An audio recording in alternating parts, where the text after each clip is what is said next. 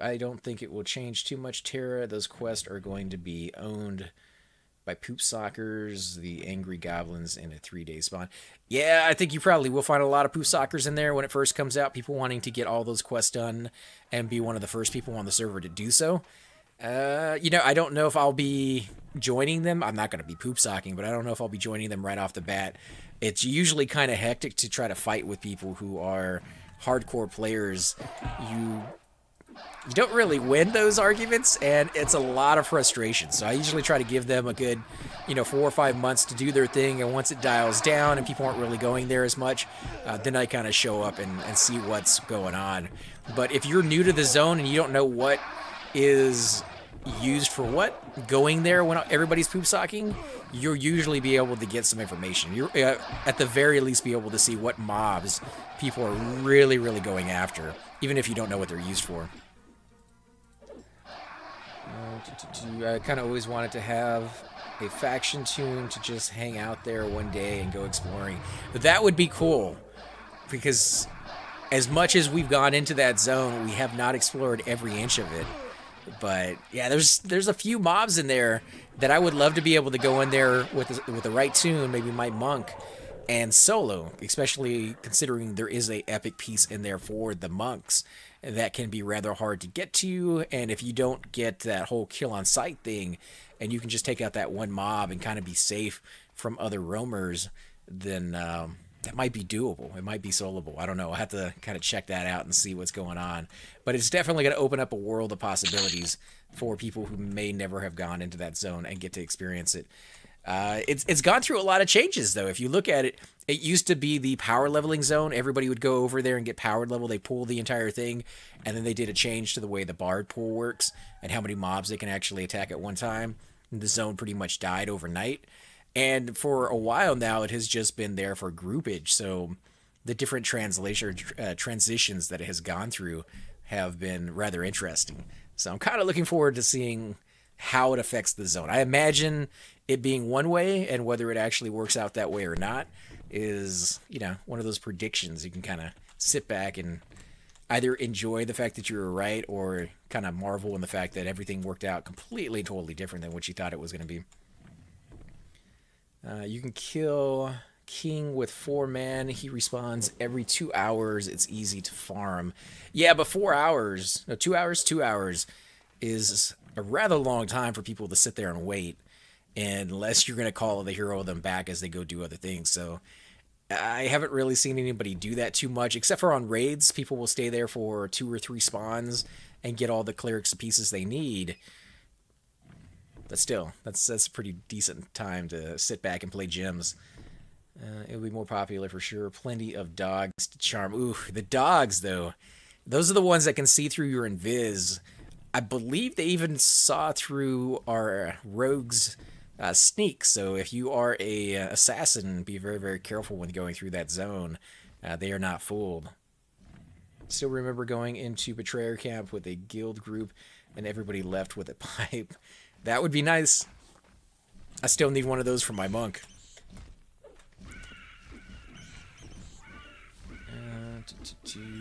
XR Betrayer moves near the Bridge Keeper. I've gone through it, of course, to get to the Royals, but of course you can't just stop and take in the view.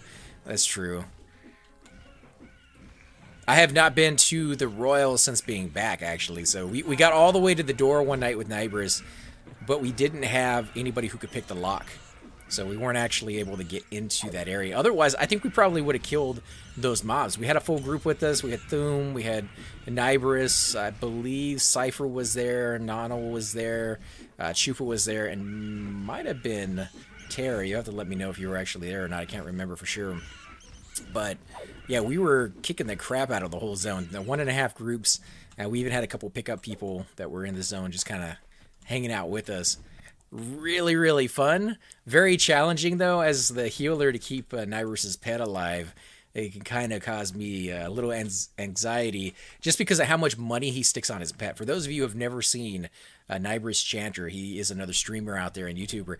He is really good at playing an enchanter, but he puts a lot of money on his pets, and he has lost his pets before, and when they die, you lose everything on them. So I don't want to be one of those people who makes, or cost him 150,000 plat, which he doesn't seem to get really that upset about it because he makes so much. But for me, 150,000 plat is probably more money than I've collected the entire time I've been on P99. So it's a little pricey for me, and I don't want to cost him that. So I got a mage in Chardek, factioned. Oh, nice. So you're already ready for it when it comes out. I've done Royals a lot. It's not very exciting to me unless there is someone who needs epic drops. Yeah, Memo, there's tons and tons of people out there I think still need those pieces. So you're going to have people going in there to kill them. I kind of feel sorry for people who are going to be trying to turn those in for quest or talk to the NPCs for their quest, because I don't think they're always going to be up. But I think if you show up at like 1, 2 in the morning or something like that, you're going to be fine. You're going to be able to see the mob that you need to talk to and do your piece. Neverus is the best chanter on P99. I would second that motion right there. He is by far the best chanter I have ever seen. Maybe there's other people out there in bigger guilds that have seen enchanters do some crazy, crazy things. I have not done that myself. I do want to do some more raiding in the future, but it just takes so much time to set all that up. Cypher is still not back on yet, so he may be out for the night. He may be trying to reset his phone. That's his internet right there. And get back in. Was that the time we had to stop because we didn't have a rogue to pick the locks? Yeah, that's exactly what happened. We got all the way to the end, and we're just kind of chilling there, hoping that like Bushido Bull would get on or something. We'd be able to move a little deeper into it, but it just didn't work out that way. Lava Duck Crawler coming in. 2 Lava Beetles and a Lava Duck Crawler. I don't know about you guys, but ZK is tanking the crap out of these things and barely taking any hits.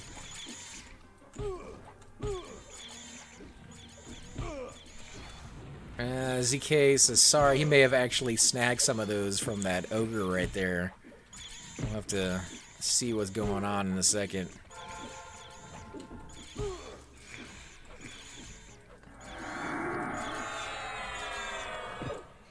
They are beating my face in, though.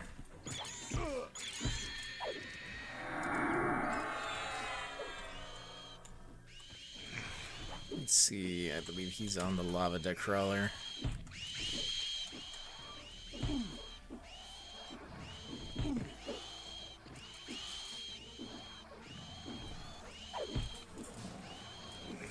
These guys actually aren't hitting me too bad. 64, 52, 86. Okay, so they do have a couple pretty bad hits in there. And as far as my armor goes, guys, I am still working on getting him some better gear. I would love to get him up into the 50s and maybe make his way over to West TOV, doing a little bit of the gear that he really, really wants. There's not too many guilds that do those areas anymore, but I might be able to find 1 or 2 that could take me in there for a little bit. I might have to back this up a little bit.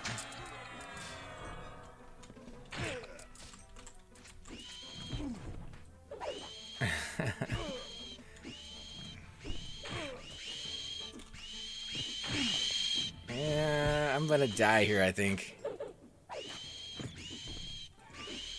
He is low on mana.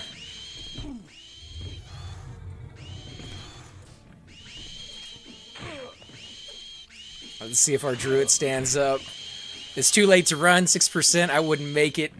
The best thing I can hope for is my berserk mode keeps me alive and the druid's able to get 1 more heal off on me. Doesn't look like he's standing. I'm at 1%, so that's all she wrote right there, unfortunately. But, I held my ground even if I didn't quite make it. That was a little rough. Got you on camera also. Numuk. Got you on camera. Awesome. Oh, so he's gonna make it a deal, huh? He's gonna be reporting that sucker here in a little bit. That's not nice. We'll have to see how that goes. A lot of hard to keep you healed. A lot of square mileage to cover. I am a big guy. I guess I'm gonna start running my way over there. He even reported it. He did say he reported it. That sucks. Well, I don't know how that works out other than I have heard in the past that they prefer you to work things out yourself, at least try to work them out. And ZK has always been a pretty nice guy, so if he had said something, I'm sure we would have made amends if we could have. But I guess we'll have to wait for the GMs to get involved, unfortunately, and see how that goes. I've never been on this end, so. I don't know. I mean, did you pull from his area, or did you snag one of his mobs, ZK? Because he says he reported, and then he says he got you on camera also, so I'm not quite sure what he's talking about. I wasn't out there with you to see any of that. I just know that when you pull those two spiders, he came in right afterwards, and he also came in with a spider of his own, so...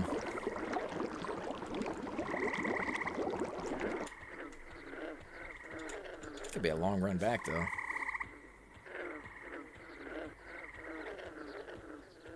I tend to let little things like that slide. I know people make mistakes. I know people snag stuff without realizing that anybody else was even there. Now, if they do it over and over and over again, it shows that kind of, you know, disrespect or lack of wanting to be part of a community.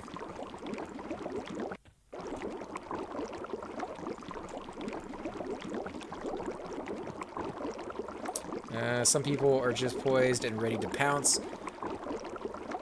All did was pull lava beetles, and he wasn't nearby. Well, then maybe you didn't do anything wrong. The fact that he didn't even send you a message, since you don't even know what he's talking about, the fact that he didn't even send you a message and let you know what was going on, leads me to believe that if a GM does come out, he probably won't do anything, because the dude didn't even try to work it out with you. But I don't know for sure. Like I said, I don't really have a lot of interaction with the GMs. I try to stay under the radar. AC, switch to your wizard and pick me up in Dreadlands. Drop me off a neck. Oh, you do have your cleric, huh? All right, let me do that.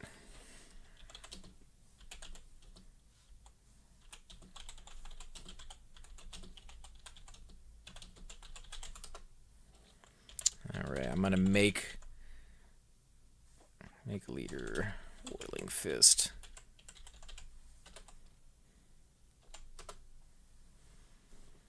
Okay, let's camp this guy out. And we'll get over there. I do definitely appreciate it, you, but that's gonna save me a lot of time getting back to my body and possibly a great deal of experience.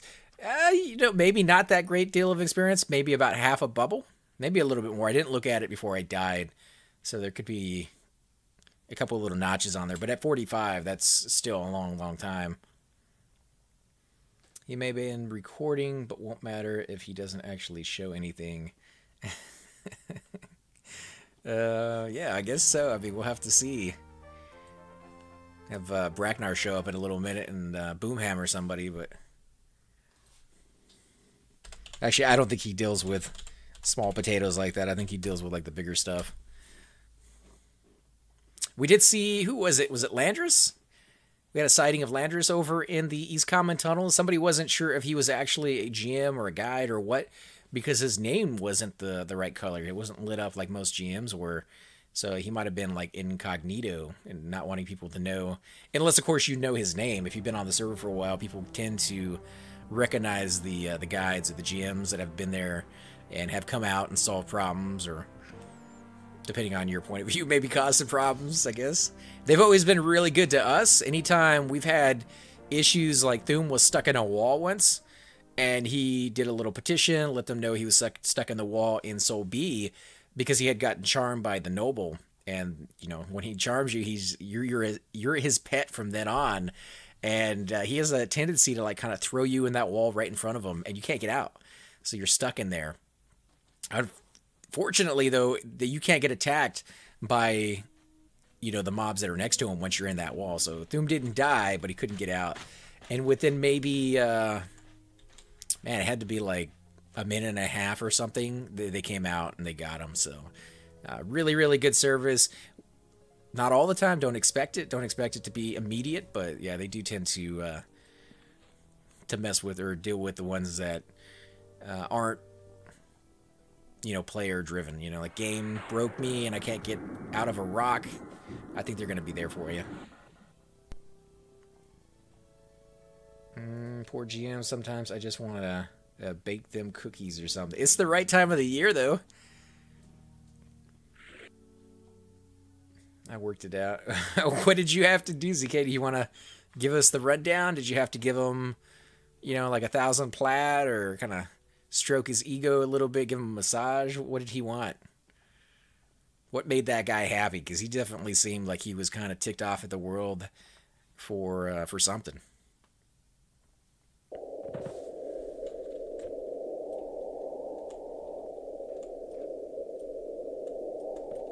Let's see, Chupa.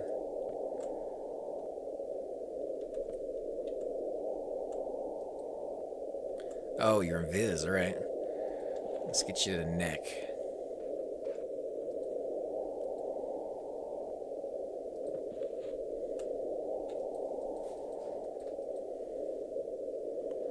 Now, I do kind of want to play my wizard a little bit more. We got him into a group the other night, and it was okay. He didn't get that much experience, but it was really, really fun to play him. Yeah, I had to wait for the spell recast on that one.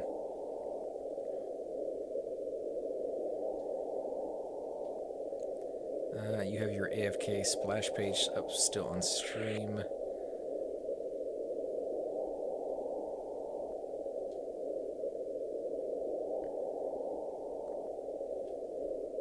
Nice.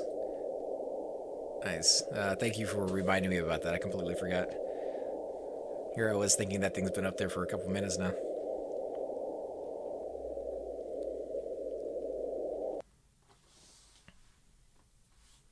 But yeah, I kind of want to level them up, not for the ports anymore. I kind of realized that was a pipe dream. You don't really get a lot of people wanting wizard ports. They're okay. They're just not fantastic. Alright, man, I'm switching over.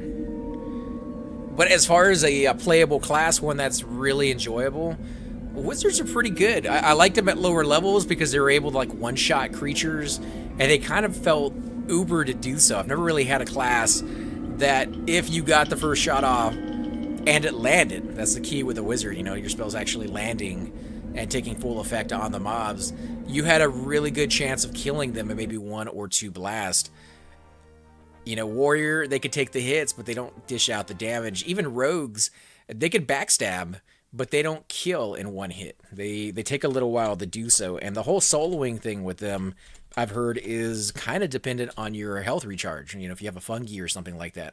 So, can't really do it with them either. Now, shamans, they don't do that direct damage up front, but they do it very slowly or very quickly, depending on the dots that they're using. But the wizard, kind of unique in the respect of just Ice Comet, boom, in your face. And for anybody who's been on the other side of that, Ice Comet sucks, dude. It is horrible. I hate Ice Comet so bad. I died over in Awakening Lands from some of those giants when people used to faction over there a lot. I think people faction in the arena now due to the faction change, but it used to be on the outside. People would faction out there all the time, and there was a certain mob they would pull from, I believe it was the corner in the right-hand side, away from the druid port in, the wizard port in that you can have, and he would Ice Comet people, and for some reason, I was there with my cleric doing faction, and he just... there was like 15, 20 people there all factioning, but he decided he wanted my face. And let's do...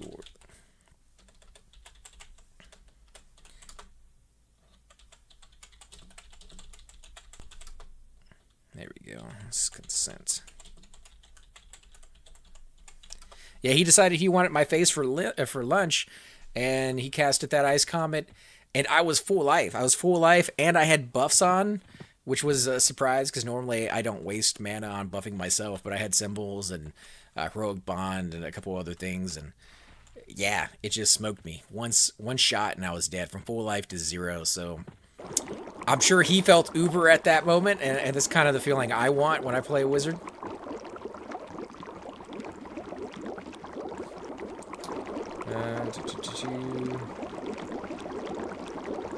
I worked it out. I was stealing from his camp, technically, even though we were there, or is it really a camp, but not a big deal. If I get banned so fast, is banned forever. And if my monk gets banned, whatever, just for the aftermath tag, I did say sorry before any of that happened. The hate with the tag is real. You know, the hate with the tag is real, and I do kind of hate on the guild from time to time because they are really, really horrible with trains. That's the only bad thing I can really say about the guild that I've experienced myself, is their trains are notorious. Any place they go, they really have no they really have no concept of everybody else who kind of gets swept up in their race to get to the mob first. But beyond that, they've been really nice. We've had them come out for streams. We've had them be in our groups. We've had them come out to the newbie giveaway. The players themselves individually are amazing people. The guild as a whole, when they're going after a target, is very single-minded. And I can't, again, really blame them because it is a race. You are trying to get there before anybody else does. And, you know, just a couple seconds can make all the difference. But being on the receiving side of those trains, that I have died due to their lack of, you know, foresight in looking at what's going on, does kind of suck. Terror says, yeah, I gotta admit the tag does kind of put a target on your back. Sucks if you are a legit good person, though. I am a very good person. I try to be friends with everyone. I have to agree, ZK is legit. Don't think anyone would deny that, ZK. Yeah, you're definitely a good guy, man. I charge a nominal fee for PA work. Friend Bushido Bull is watching. Hey, man, how you doing? Hey, it's actually AC Gamer this time. Yeah, just me by myself. Cypher, yeah, his connection didn't quite make it tonight. Although he tried his hardest. So we'll see what happens, but let's see. I don't remember what order I had my stuff. There we go.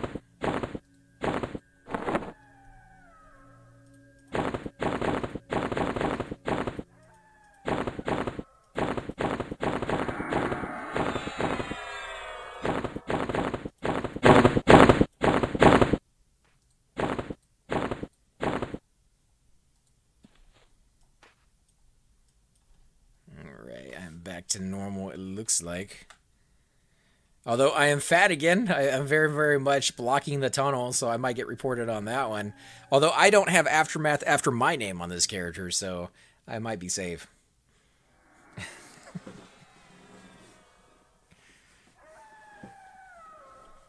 Go ahead and toss me an invite when you can, ZK, if you guys still have that group going. Get back in there and see if we can kill a little bit longer before we call it a night here. It's going to be kind of short. I do admit that we haven't been on too long, but got to get some tile done tonight if I can.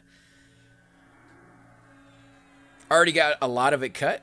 No, last night I got emails saying AC Gamer is on Twitch, but it wasn't you. Really? Well, you know, there's probably more than one of us out there. I don't know if the world can handle 2 AC Gamers, though. That might be too much talking. There we go, Whirling Fist.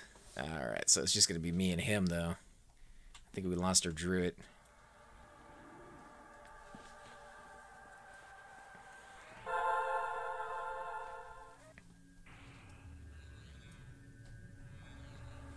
And thank you again, Chupa, man. Definitely appreciate you coming out and giving me a res.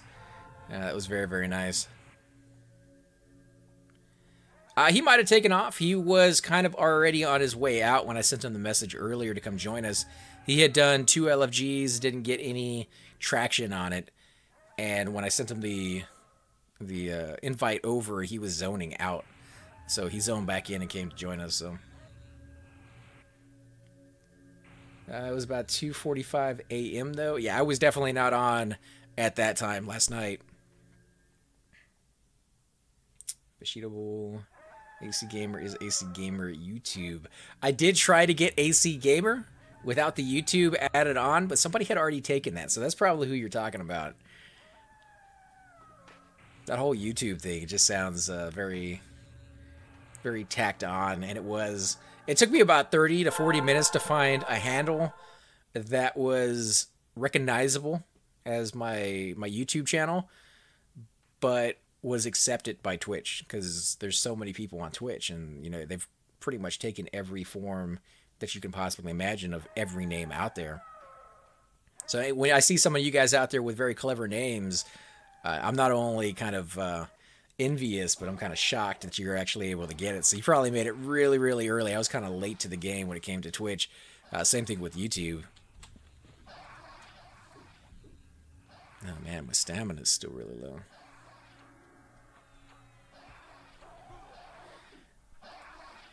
Well, as long as you do most of the tanking, I think we are ready to move in a little bit. I don't think we can take bats and bugs, though, anymore. I think we have to kill some kobolds or something. I'll leave that planning to you, ZK. You figure out what you want to pull. And we'll do maybe another 10 minutes, and then we'll probably head out here. Are you going to join us, Chupa?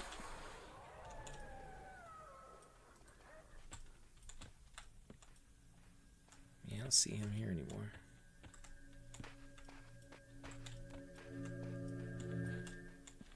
Oh, I'm so fat. This dude. Oh, man. So big. It's amazing, though, for those of you who have not played a big class, especially if you played a small one. The perception change of a zone that you have spent so many hours in and gotten so familiar with drastically changes. I mean, it's obvious it's going to change with a big race, but it's amazing how the zone feels completely different, even though you know that zone. I go into Upper Guck. I've done so many videos there with my Shadow Knight, Dark Elf Shadow Knight. I've done videos there with my my Rogue, who's a halfling, and even with my High Elf being in there. And he's a little taller than your average race as a High Elf, but not that much taller. He doesn't get stuck on ceilings. He doesn't get stuck in doorways unless he goes to a small race town and he has to crouch to get in. But then you go there with an Ogre, and all of a sudden you have like this claustrophobic feel to it because the walls rub against both sides of your body. You have to duck down to get through most tunnels. You can't fight in most corridors. You have to actually move to a room to be able to have the freedom of movement that you need to actually, have combat. And it makes it rough for the group. It makes it rough for you to kind of fight your way into an area that's big enough for you, because now you have to pull back to that room, even if it's really, really far away, because the next room that you can stand up in may be too far to get into without grabbing, 10 or 15 ads. So it's very unique. It makes for interesting gameplay. And for those of you who may, kind of get tired or burned out on a certain zone, coming back in with just a bigger race or a smaller race definitely gives new life to a zone that otherwise would be maybe reaching its end for you.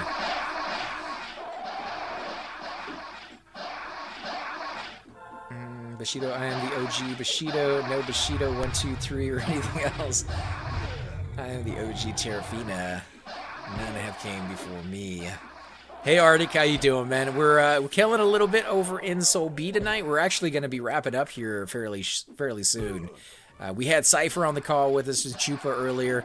We did a little bit of Astroneers. Unfortunately, Cypher's connection couldn't handle it. So I think what might actually happen is we'll do a little bit of Astroneers in the future, maybe even later tonight if I can get back on after the tile.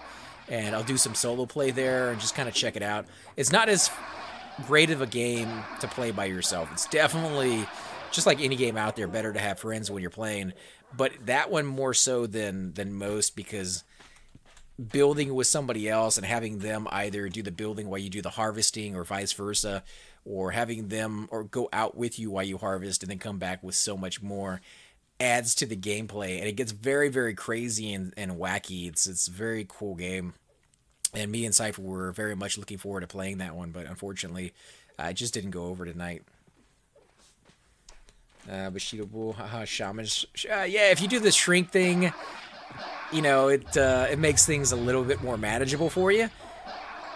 but not everybody can afford to buy those bracers that do the shrink or use the ant potions. Those potions are pretty expensive. I think they were 30 platinum a cast or something like that. So I tend to only do it when I absolutely have to, or if I know for sure I'm going to be in an area for a long period of time. Like if I ever went to High Keep and I was in that area, I would use a shrink, because the amount of money that you can make over there, the amount of experience that you can make over there is definitely worth it. But I wouldn't be using it kind of willy-nilly and just kind of throwing it on because I want to get through a corridor a little bit faster. Also, shrink has its own problems. When I went to go turn in my cleric armor piece in Kale, I had to invis and then hug the left wall of one of those named emperor rooms or whatever it was, and you have to jump up the stairs.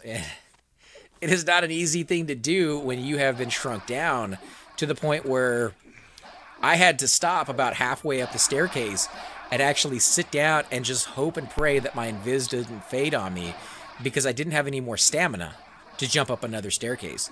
And so it was wait for my stamina, jump up another one, sit down again, wait for my stamina, jump up again, hoping that if my invis did fade, I was at least far enough away from the mob behind me and far enough away from the mobs that were in front of me that they wouldn't aggro.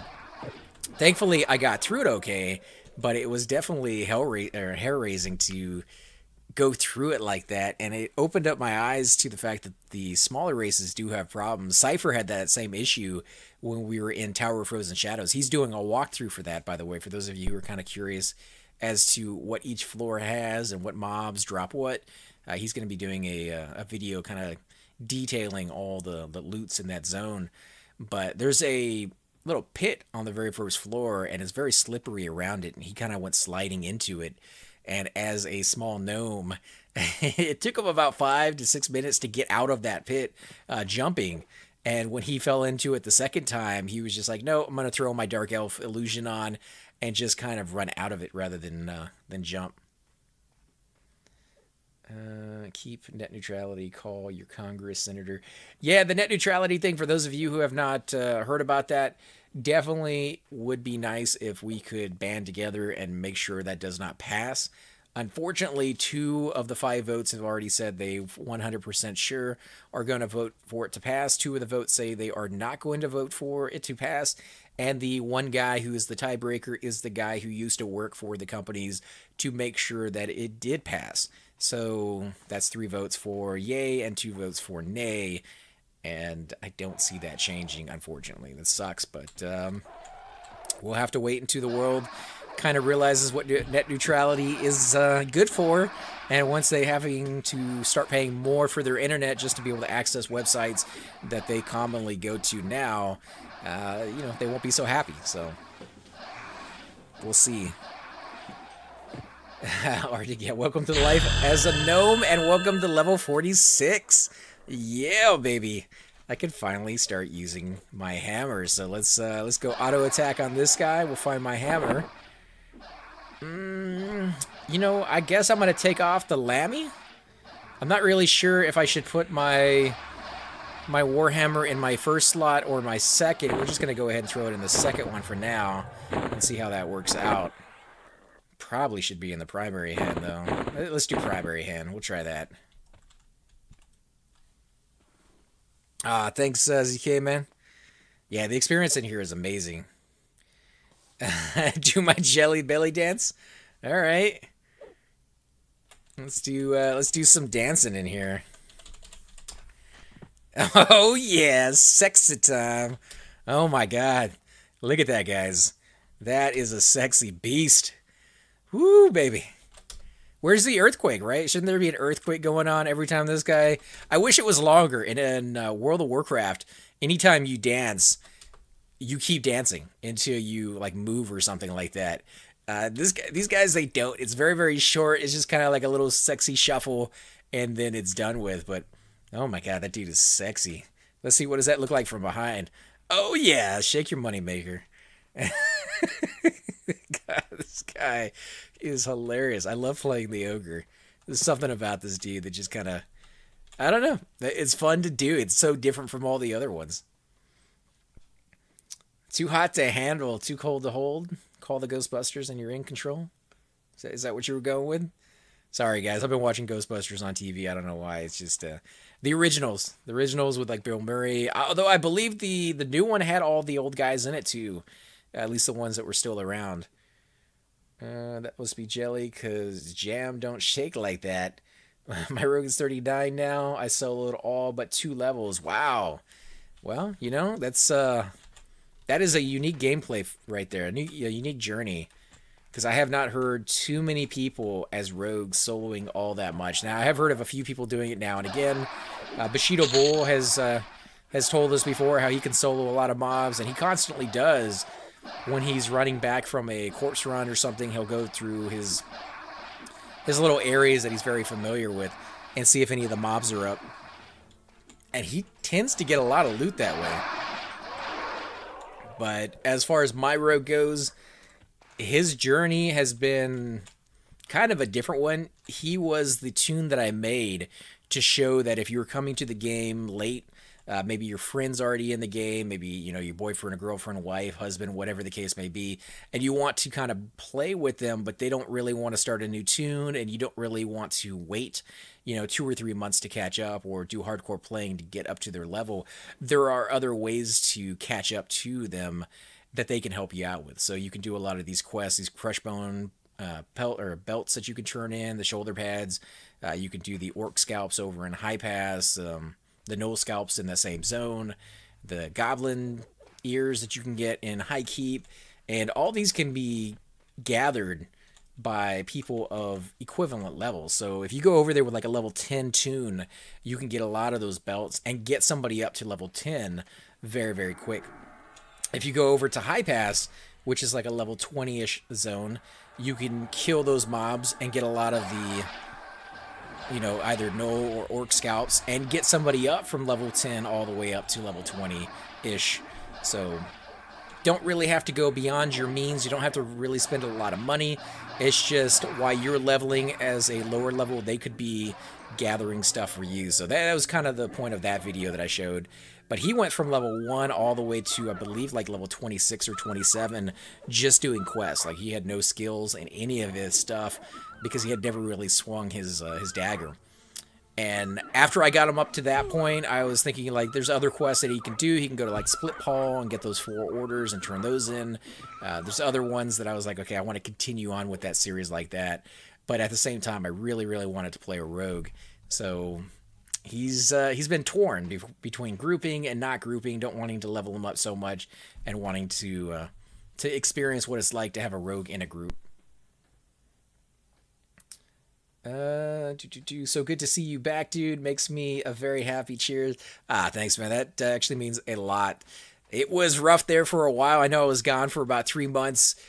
It's still a lot of work left to be done. That's why we're going to be ending the stream here in just a little bit so I can go work on some tile and get that down. But, you know, I got to the point where I just could not go another month or another week or another day, really, without getting a little bit of enjoyment back into my life. It was just all work and no play, really. So, you know, you got to do what you got to do. Obviously, there's times where you just got to put everything else aside and fix your house where it's livable after a flood like that. But I think it's just, you know, you got to have fun in your life. Otherwise, it just becomes overwhelming, and you know, you kind of lose all desire to even repair your house at that point, which is where I was at. I was actually spending more and more time at work just so that I didn't have to go home and work more, which is weird. You know, like I'm working in one place versus the other place. But also being at work, I was in a place that was clean. As much as that may sound weird, there is something psychological about coming home to a construction site every night with sheetrock dust floating in the air and it just feeling like not a house. And if you go to like a finished building and you kind of sit down, you're just like, this is what I'm used to, right? This is what it's supposed to be like. Or even just going outside and being like, oh, I'm finally away from wherever that is. Yeah, so I spent a lot of time more at work than I should have, but my druid went from 1 to 33 just doing quest. The bread quest is boring. Yeah, that bread quest does get a little tedious at times, but it's good experience and good money. So I could see why you might spend you know, a little bit of time there. It is going to be kind of disappearing too, though, for those of you who are maybe thinking about going in there and trying it out. It's still going to be around, but the bread will no longer be given to you by the centaurs at a certain date. You're going to have to go to Runny Eye to get those, and that is a long, long run back. Still been rough, although much like AC, I am doing flooring and tiling. Whew, man. If you live close by, I would actually prefer to help you out with your flooring and tiling, and then I would prefer to do my own. There's something about helping other people out that makes it more enjoyable than just doing, you know, things for yourself. But flooring and tile, dude, it's not my forte. I'm not good at it. Yeah, I need a lot more practice, and I'm gonna get it apparently. But you know, until then, I just kind of working in the dark, trying to figure things out.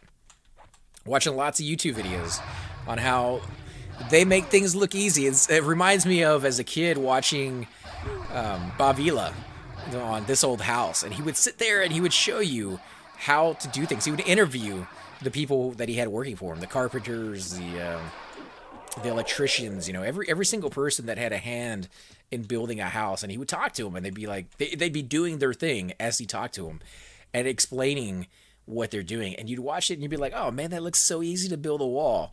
And then you go in there and try to do it, and your bricks come out all, you know, misshapen, and like the walls unlevel, and it falls down on top of you as you get halfway through it, and it's just like, what am I doing wrong?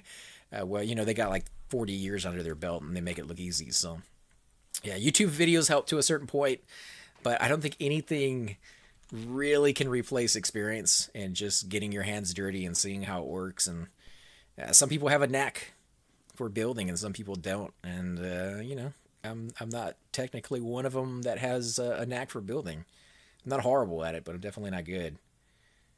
It doesn't sound weird out at all. I look forward to going to work when I could, just because being at home was overwhelming for the most of this year. And I remember one day when the work day ended, wishing I could go into the next day. Well, then me and Tara are right there on the same page. Although now that I've gotten a little bit of comfort, and you'd be surprised what just a small amount of comfort can do. I got one room that's completely done. So when I get overwhelmed like that, I can go to that one room. I can shut the door. I can turn the TV on and put my feet up. And I feel like I am in a finished house for the moment. I could forget about the rest of it and just, you know, be a little satisfied for a little while. But the moment you have to leave that room, you're just confronted with the reality of the situation, and you got to go back to work. So I soloed because of my playtime. I am on now in LFG and no group invites. Hey, Retro Jim, how you doing, man? Yeah, I don't know how the community has been the last 3 months. I do know the numbers seem to have dropped a little bit. I think that might be because of the holidays. I'm hoping that's the reason behind it. It's dropped about 300 in population. Yeah, it's a big drop, but you know, I think if you go to the right zones, you are more likely to get groups. So if you are in your 33-ish level, then where would I go at 33? You're a little too high for Miss Moore, a little too low for Soul B. That's a rough one, actually. You're kind of in between levels at the moment. Once you get up to about 40, I would say Soul B is your playground, or City of Mist. 33. I am on at 39. Agnar had Vilius. Oh, so maybe people went over to Agnar. Yeah, that could be it. 39 is better. Yeah, go over to maybe Soul B. You might be just a tad bit too low for certain groups if they got like a 50 in there, because at 40 you can group with a level 60. So you should be able to get experience with pretty much anybody in this zone. The experience in here is amazing.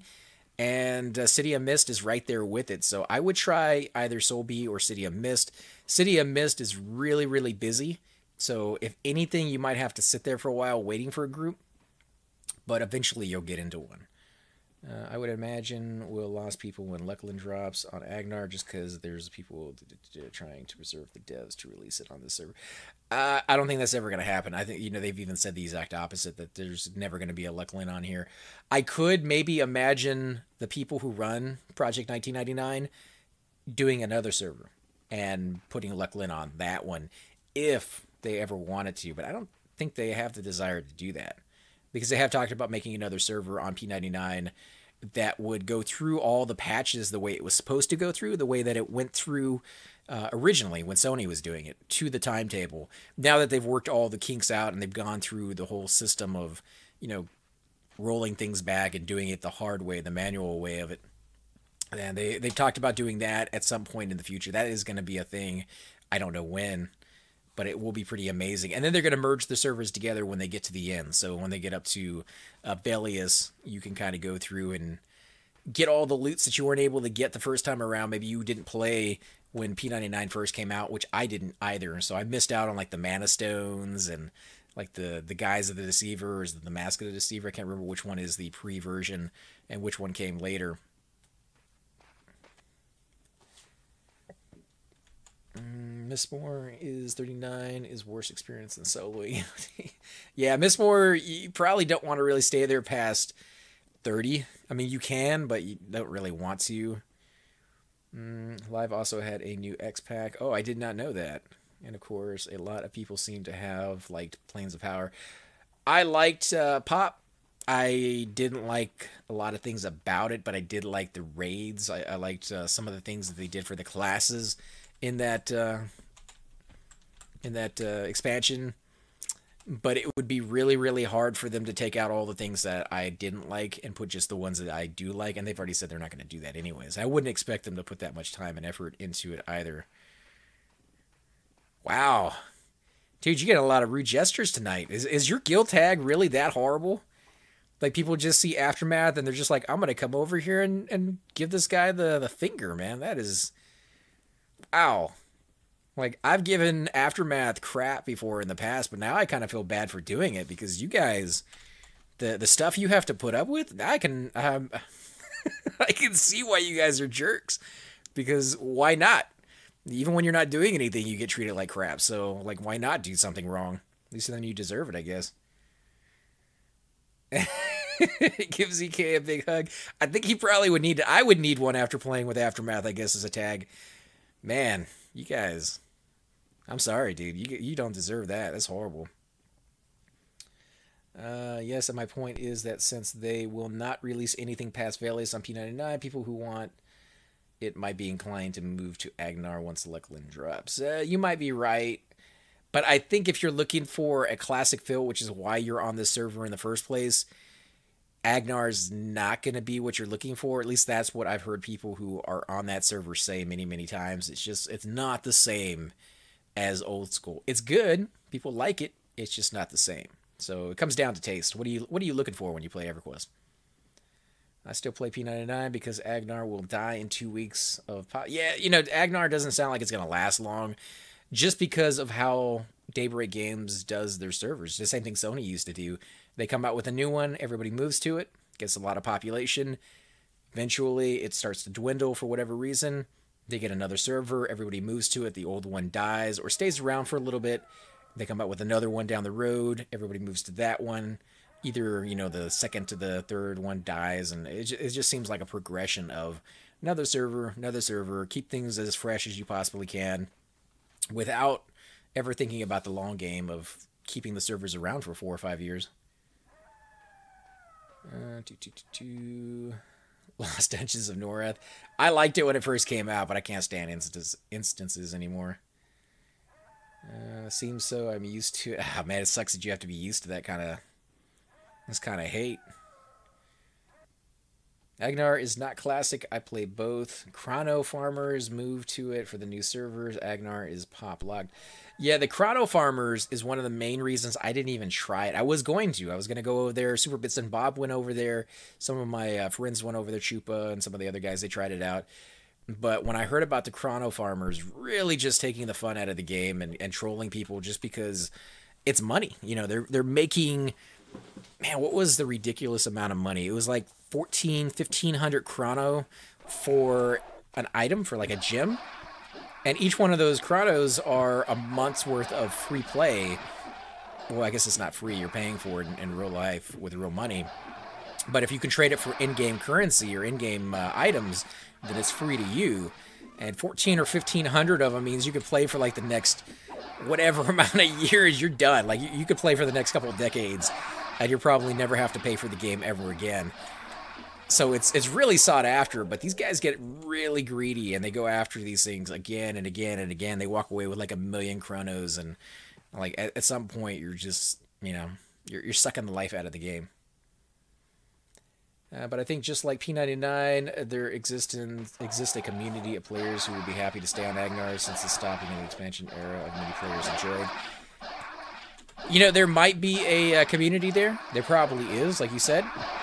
The only downside is I don't think Daybreak Games will keep the server alive if there's not a big enough community. And that just comes down to what they consider, you know, a big enough community to be.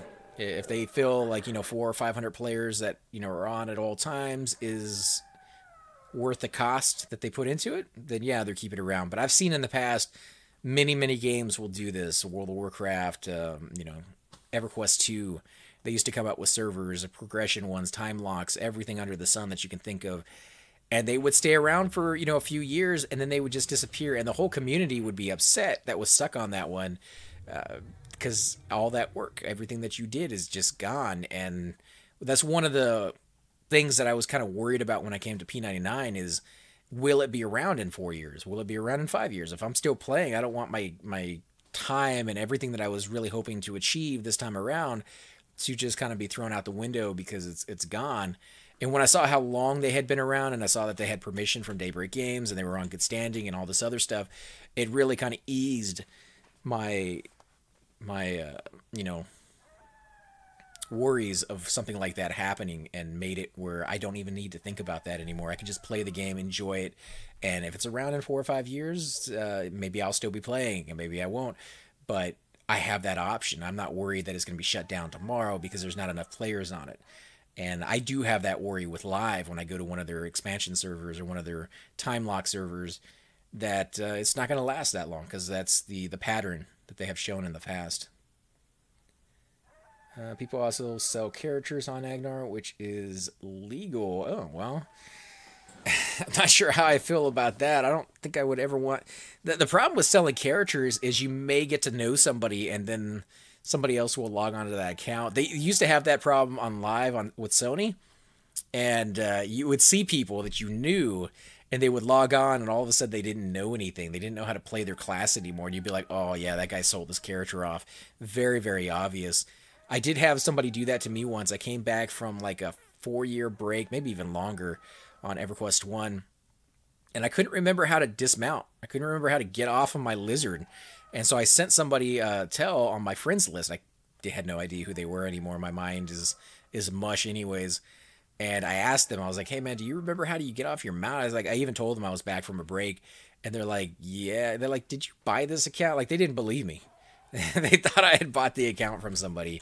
So yeah, you know, it still happens. I think people are still very much aware of it, and there's not much you can do about it, but it does kind of take away from the fun of the game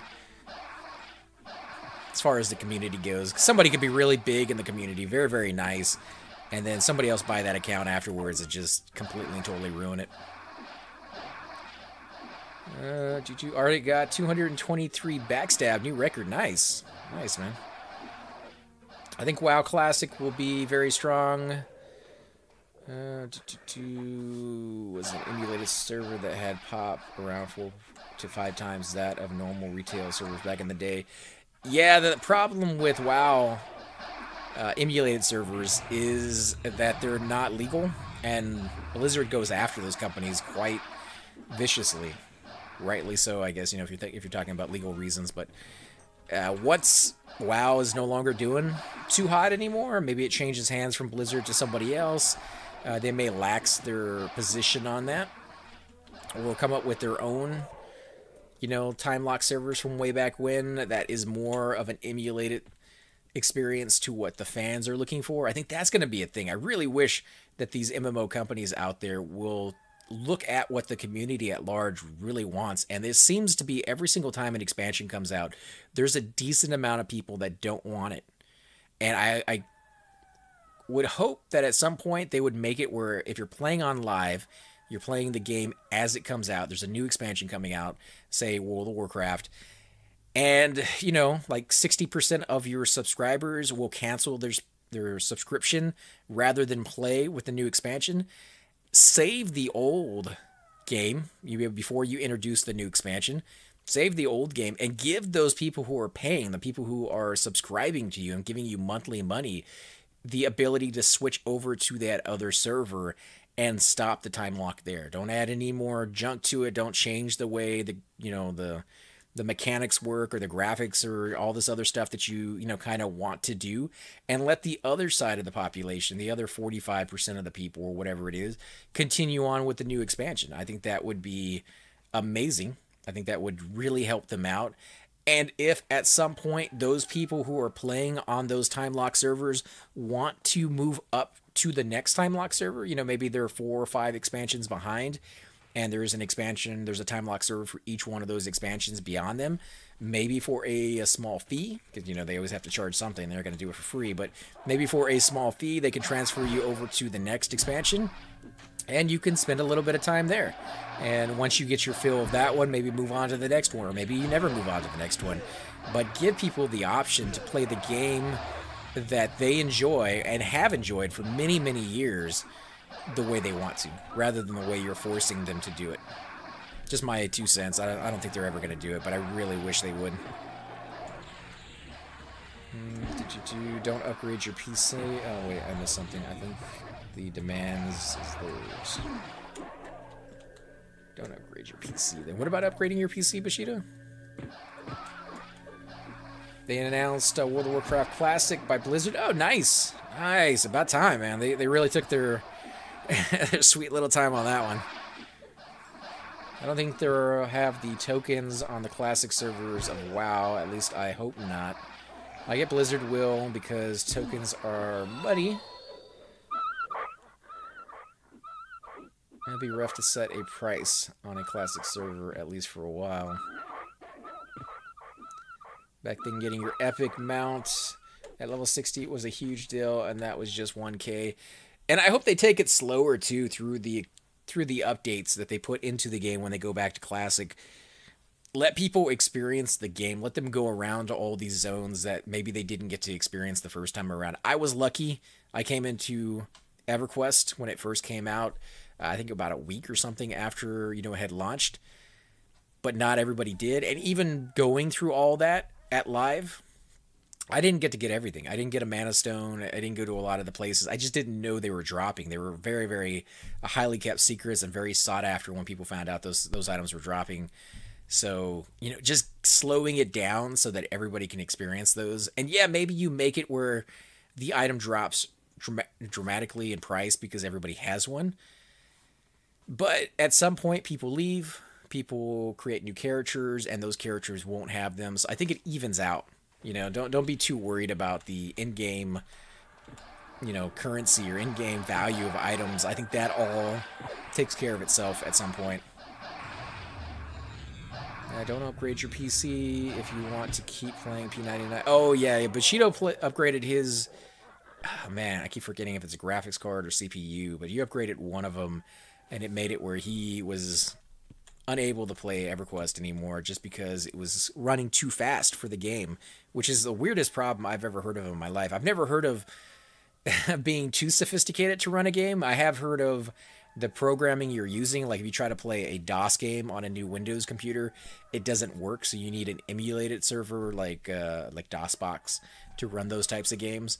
But the faster CPU and the faster the RAM has never really affected those things before, so...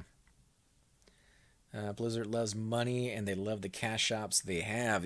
Every company loves money, and I can't begrudge them the ability to make a living at creating a game.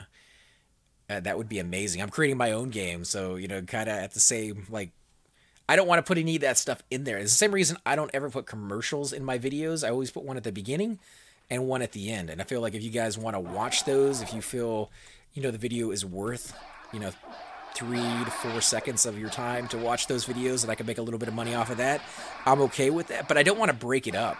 I feel there's too many commercials in life as it is, and you guys are oversaturated with it. I know I am. So I think you could still make a pretty good living by not being greedy. And hopefully some of these game companies kind of dial it back a little bit and, keep it to, I don't know, like just looks category, things that make you look cool but don't actually give you any stats. Some of these game companies out there were actually giving you like the best loot in the game that you could buy with real money, and that I do not like. That is just pay to win in every way possible, and it just screams of I want your money and I don't really care about creating an enjoyable game for you, even if I made you pay for it, which is the worst part. Is like some of these games that are pay to win, you have to pay that $60 to $80 just to get the game, and then when you finally get it, it's still not a complete game. Like you're still being asked for more money every time you do something, and it's just like that's way too harsh. What's the speed of your CPU? Blizzard removed the cash shops from Diablo 3 because players were making more than Blizzard was from it. I always wondered why Diablo 3 got nerfed with the cash shops. People were making money from it, and I thought that was a cool thing that players could earn a living by playing a game that they greatly enjoyed. And it reminded me a lot of Sword Art Online, where in the second season they talk about, I believe it was like Gun Gale or something, the game that they were playing, the top 15 players in the game made a lot of money. They've actually made a living playing a game. It's kind of a unique idea. When I was a kid, that was, somebody who was like, I enjoy playing games. Like your parents were like, that's not, like you gotta have something else, right? You're not gonna make a living doing that. So come up with another skill. But it seems like that could be a thing in the future. Maybe it is right now, and I'm just not aware of it. I know that some people do those like Halo competitions, and they make $10,000 or $15,000 for winning first prize.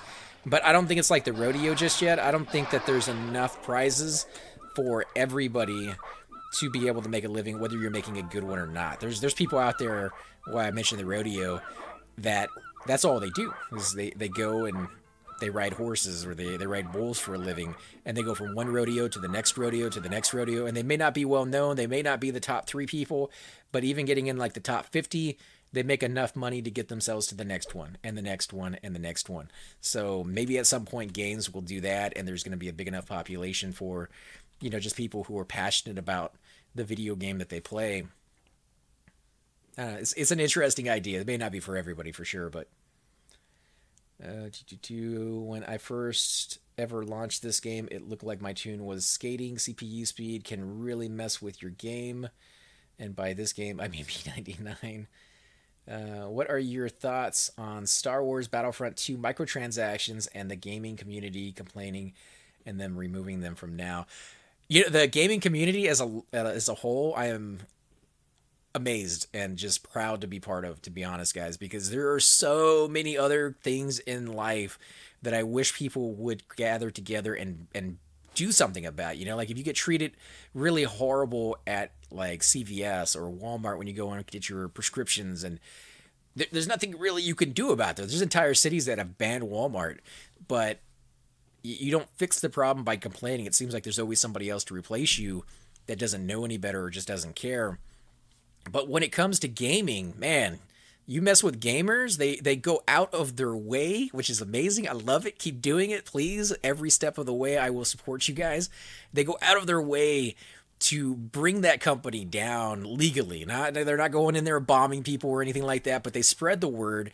They get the information out there. They tell people not to buy it. They tell them why. They explain it in a way that even people who aren't familiar with the situation can understand, and they can make up their own mind. They don't force it on anybody.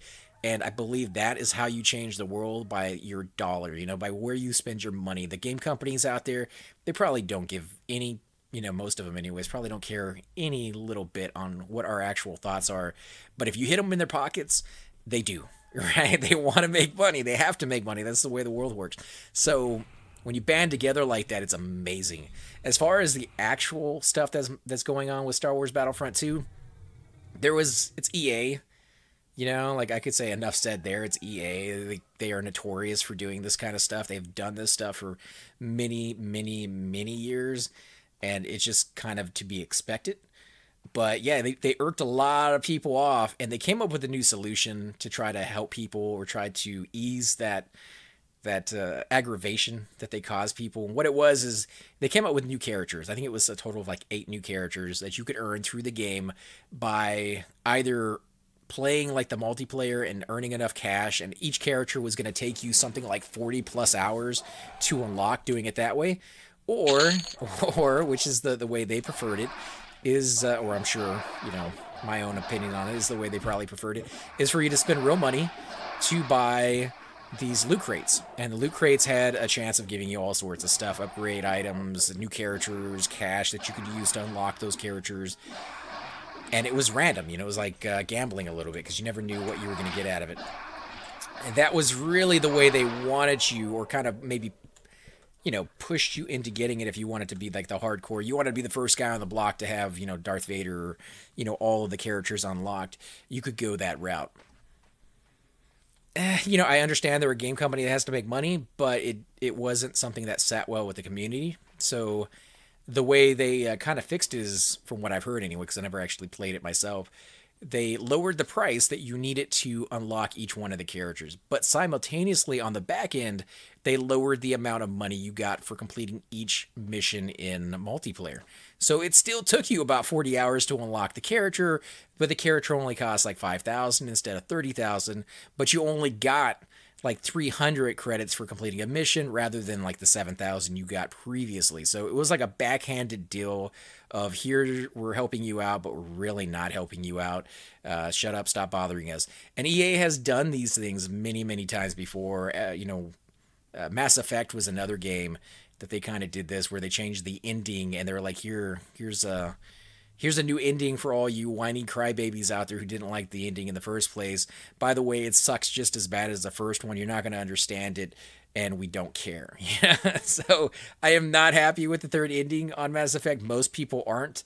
But, you know, they do these backhanded appeasement deals, and it just doesn't sit well with people anymore, and people are sick and tired of it, and I can't blame them one bit. So I think they're getting what they deserve.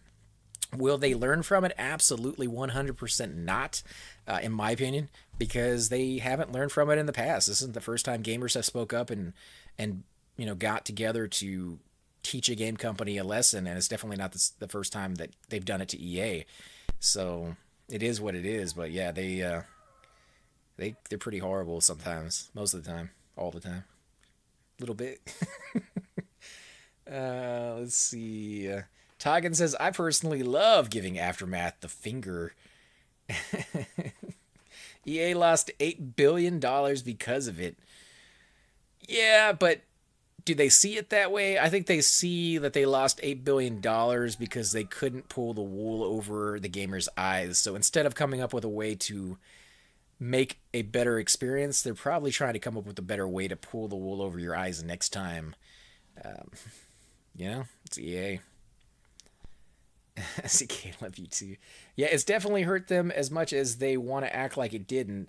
And recently I've heard they're considering not bringing back the microtransactions at all, but I don't know if that will happen. If they don't bring back the microtransactions, I pretty much guarantee they'll find some other way to make you mad. And you would not like us when we're mad. What I love is that EA's more or less came out and unwittingly admitted that they don't need all the microtransactions to break even. No, they don't. No, these companies are just kind of greedy, dude. Like, yeah, there's some game companies out there that are really having a hard time making ends meet, and they're trying to come up with ways to give themselves a little bit of a leg up and maybe come out with that next expansion, pay for, you know, expanding the game in some way. But there's a lot of these game companies that were like, why would I make $1 billion when I could make $12 billion? They don't see the difference in the enjoyment rating of a game, and it's pretty horrible. Photoshop is not a game at all, but it's a software that I use, and a lot of people do. For a long time there, Amazing program. Still is an amazing program, but it used to be very easy to install. You put it into your computer, install the program, you're done. Because they had to worry about people hacking their program, they started putting all this DNR stuff on there, and it got to the point where you could only install it 3 times or 4 times onto a system, and it was just like this nightmarish ordeal. Even if you bought the legit copy, you had the legit copy in front of you, try to install it, and it was just like, I have to go through 3 hours to install this game. At the end, I just want to just bang my head into a wall, and that's a little bit of reprieve from the pain you have already caused me. And anytime I ever have to do anything like wipe my computer and do it all over again, you're just like, I don't even want to use the program anymore. I'm done, right? So there were stories coming out all over the news where people who legitimately bought the copy of Photoshop were going online and finding illegal copies where people had removed all that stuff and using that. Like, they had a legit copy, but they weren't using it because it was such a pain in the butt. And I think a lot of these game companies are going down the same route where, you know, you put so much crap in your game to make it unenjoyable. At a certain point, even though that it's a game that's meant to be enjoyable, it loses what little enjoyment it has. So I hope maybe I don't know, that they come to some nice middle ground. Again, I don't begrudge them making a living. I just think as a gamer, you need to get your money's worth, and so do they. And I think there should be some kind of common ground we can go to. There used to be in the past. I think there can be again. You just can't be too greedy. Why give them the finger when you can give them 2? Chupa. It's understandable. Victory over Aftermath Day. My hatred goes back many years, though, to the IB versus TMO days. Well, I was not around for all that kind of stuff. They probably have players that have been playing that long that are still there. And like I said, admit that the trains are pretty bad when it comes to Aftermath. But they got some amazing people in there. They've got some really, really nice people in there. I had no idea that they get treated that way on the server. It kind of breaks my heart a little bit because, you know, those people, they don't deserve it all the time. When they do something wrong, I have no problem whatsoever with you calling them out on it and being angry for a train that, you know, killed your group or, you know, kill stealing or something like that. But when they're just kind of chilling, yeah, like, they're people too.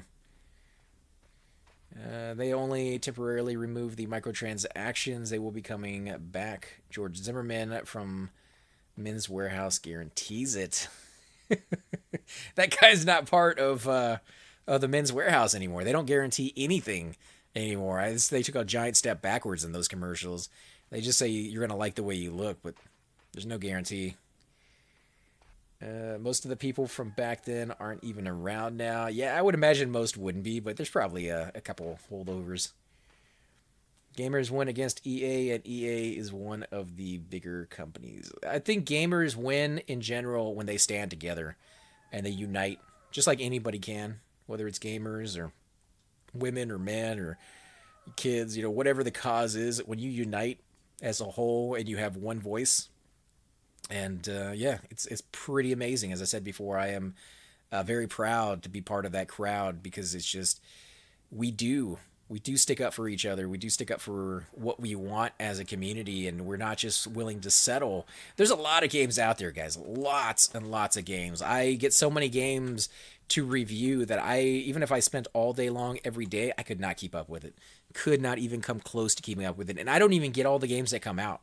So as a gamer, you are overwhelmed with the amount of choices you have nowadays. As a kid, man, I had to wait 4 or 5 years in between titles sometimes just to get a new one that I actually wanted to play. Nowadays, like, all I have to do is just type on the internet, go to Steam, and see what games have come out this week. And I'm pretty good with finding at least one in that week that is amazing. Yeah, not just good, but is amazing. So, you know, we are inundated with great games. The fact that when we get a really bad one or something that kind of irks us the wrong way, that we're still willing to stand up and say, hey, I paid $60. Not cool, man. You know, like, I want something a little bit better. Yeah, I like it.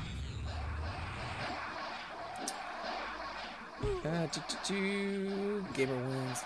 VIP. Game Studios. This is communist propaganda. Thu would definitely agree with you on that one. You know, we like standing in line for toilet paper, so it's amazing here. He probably doesn't get that reference unless you've seen a lot of the episodes, but dinner is here. I will catch you all later. We're going to be heading out here in just a few anyways, Bushido. Still wanting to know what Bushido's CPU speed is. He'll let me know at some point, I suppose. Yeah, let us know, Bushido, exactly what your CPU that you got is and what the specs on it is. Maybe somebody in the channel can help you out. I do know that you got a little bit of help way back when, and you were able to get back into Everquest for, I believe, like a day. But the moment you like restarted your computer or something, it just kind of all went back to, yeah, not working anymore. So it'd be good if we could figure this out, because there might be other players out there who are watching the videos, or even in the future, that will run into this as computers get better and better, and people will try to come back to some of these older games and play them. That is definitely going to be something that people run into. So if we can figure it out now, so much the better. Chupa Gaming, it's a Lar, so I wouldn't hold.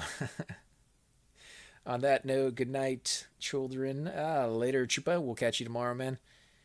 Night for good this time, Chupa. Take care and safe hunting and crew.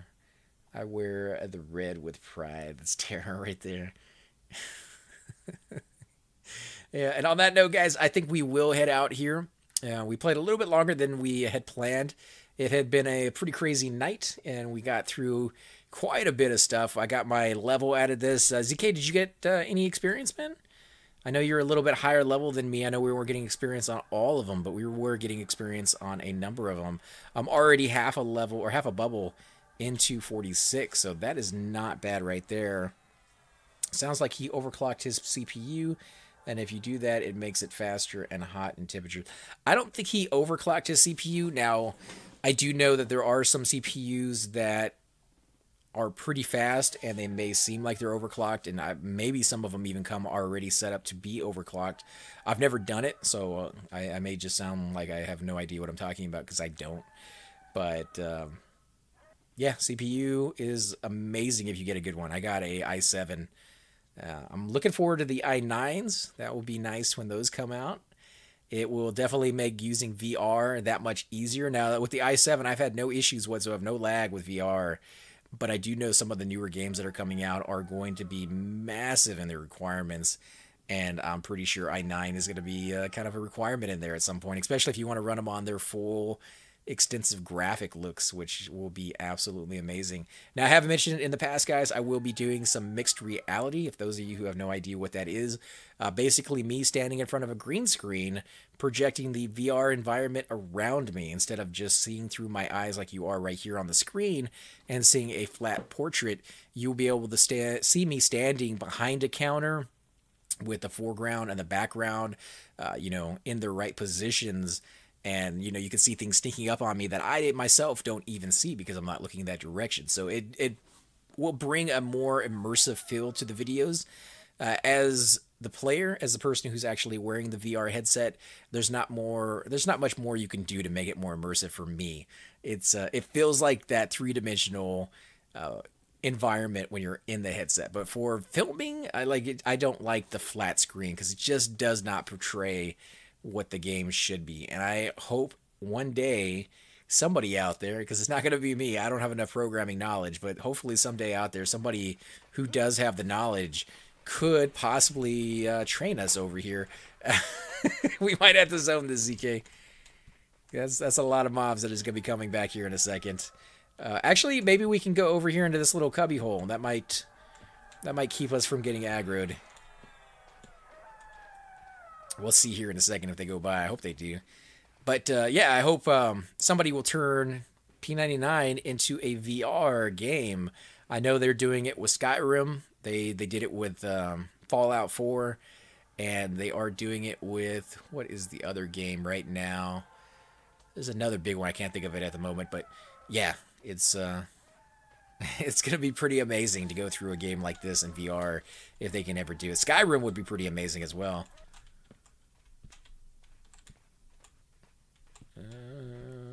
Looks like we might have got one there. I don't know what that one is doing. Maybe this is his home. I didn't even see him come out. Yeah, this is his home right here. I think after this pool, though, guys, we're going to go ahead and end the episode. We got a shaman out there, which I'm sure will heal him, but I doubt he'll be able to heal fast enough to keep up with ZK's damage.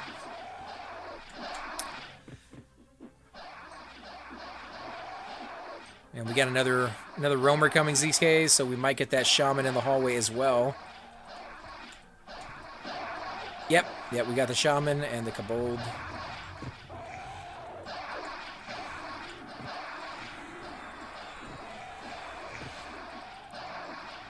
So it'll be a little bit longer of a fight than we thought. You got 2%? That's not too bad at 51.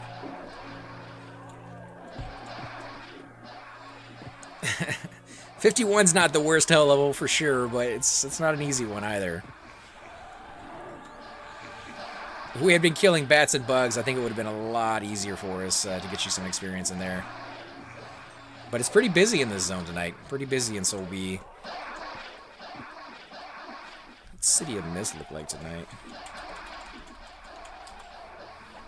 City of Mist has 17 players in it right now. All in their 40s. There's a 60 Grand Master in there. Not sure what he's doing.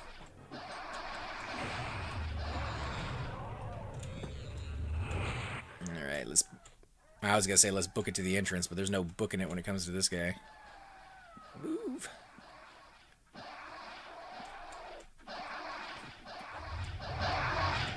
There is a weird bug when you come into this zone, by the way, guys. If you're a big race, I actually can't go by him. When you come into this zone and you're walking through this hallway right here, you can stand up the first time you come through. The moment you go past that little doorway right there and walk into this little archway, it starts to make you duck.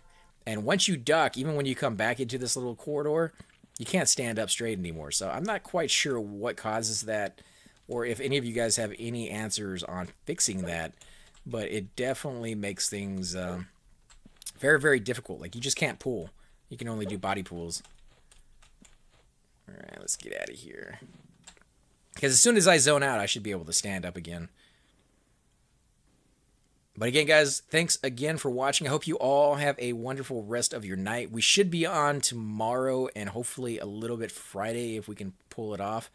I may actually be able to stream early in the morning tomorrow. So if you guys are, you know, playing hooky or something, I got the day off, so I might be able to do you know, a little bit of Astroneers, or maybe a little bit of P99, or maybe even a few other games. There's a few other ones that I kind of want to do some videos for as well, so kind of look forward to that. Be sure to let Talon know that bug. I don't know if it's a bug, to be honest. I think it's just the way the zone works. Kind of always has. Can this guy walk by me? Yeah, he still can get by me, alright. Alright, let's go ahead and camp out. Again, guys, thanks again for watching. Until next time. Hey guys, and welcome to the disembodied voice of AC Gamer. We are definitely going to be doing a lot more series in the future, but here are a few of them that you guys might find interesting. Of course, you're more than welcome to check them out. I would love to hear your comments. Again, if you do enjoy these videos, be sure to hit that like button, subscribe. It's definitely the indicator that I use to tell if you guys want to see more videos like that, of that particular game style, of that you know, series in the long run. So when you guys leave comments down, it helps me decide whether we should keep doing it, as well as whether you want to see games like that in the future. And here are a few of them right here. I kind of picked out a few of different genres. We will be doing spotlights for other YouTubers in the future, so if you want to get a little shout out, definitely let me know. If you group with me, chances are you will get a shout out in here eventually. But for now, these are just 4 series that I have that I feel like could use a little bit more attention, and that you guys might actually enjoy as well. Thanks again for watching, guys, and we will definitely catch you all next time.